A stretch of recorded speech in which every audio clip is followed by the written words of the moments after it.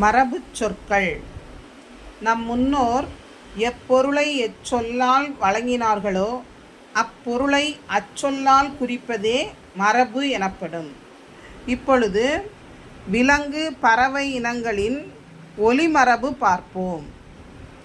ஆந்தை அலறும், கழுதை கத்தும், காக்கை கரையும், கிளி கொஞ்சும் அல்லது கிளி பேசும், குதிரை கனைக்கும், குயில் கூவும், கோழி கொக்கரிக்கும், சிங்கம் முழங்கும், நரி ஊளையிடும், புலி உருமும், மயில் அகவும், யானை பிளிரும். நன்றி. அடுத்தடுத்த வீடியோக்களில் இனிவரும் மரபு சொற்களை காண்போம்.